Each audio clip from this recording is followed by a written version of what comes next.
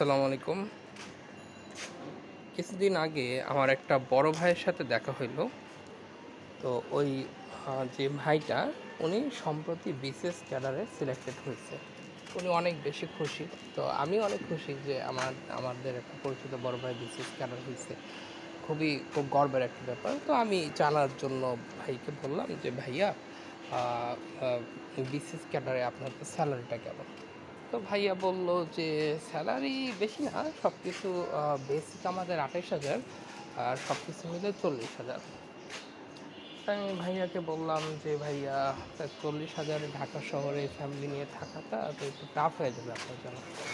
ভাইয়া দেখলাম যে খুবই চিল, ওনার কোনো টেনশন নেই এটা নিয়ে। সে আমাকে বলল যে ভাইয়া বেতন ৪০,০০০ এটা কোনো ব্যাপার না, বিসিএস ক্যাডারে আসলে একটা আলাদা বরকত আছে। আলাদা বরকত আছে মানে?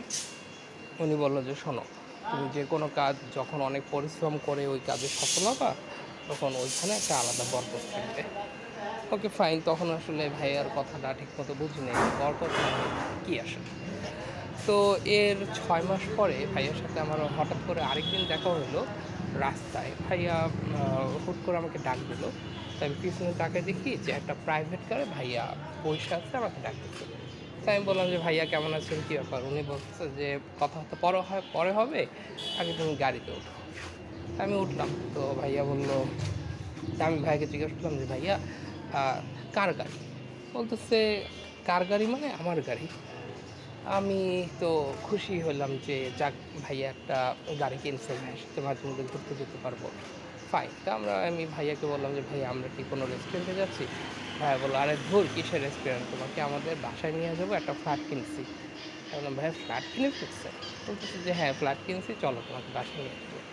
বাসায় গেলাম, ভাইয়ের সাথে দুপুরে খাওয়া-দাওয়া করলাম। এরপর ভাইয়া বলতেছে যে, "উত্তরাতে একটা প্লট দেখছি, বুঝছো? ওইটা আগামী মাসে দেখতে যাবো। তুমি ফ্রি থাইকো, আগামী মাসে তোমাকে ফোন দিব। তো ওইখানে যেয়ে একটা বাড়ি বানানোর প্ল্যানিং চলতেছে আরকি।"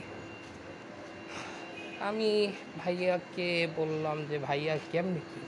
আপনি বললেন আপনার বেতন ৪০,০০০ টাকা, আপনি গাড়ি কিনে ফেলছেন, তারপরে আপনার ফ্ল্যাট হয়ে গেছে। এখন আবার বলতেছেন প্লট দেখছেন, বাড়ি বানাবেন।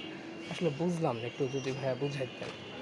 তো ভাইয়া বলল যে, "তোমারে তো আগেই বলছিলাম যে বিসিএস ক্যাডারে একটা আ আ এরকম একটা সুযোগ সুবিধা আছে। এখানে একটা বরকত আছে আলাদা। বরকত আছে।" তখন আসলে শুরুতে যখন ভাইয়া বলছিল, তখন আসলে বরকতের ব্যাপারটা আমি বুঝি নাই। এখন আসলে বুঝতেছি যে আপনার বিসিএস ক্যাডার সহ যেকোনো একটা সরকারি চাকরি, এখানে বেতন যাই হোক, it doesn't matter, এটা কোনো ব্যাপারই না। এখানে আলাদা একটা বরকত আছে। এই বরকতের জন্যই সবাই এই বিসিএস চাকরির চেষ্টা করে।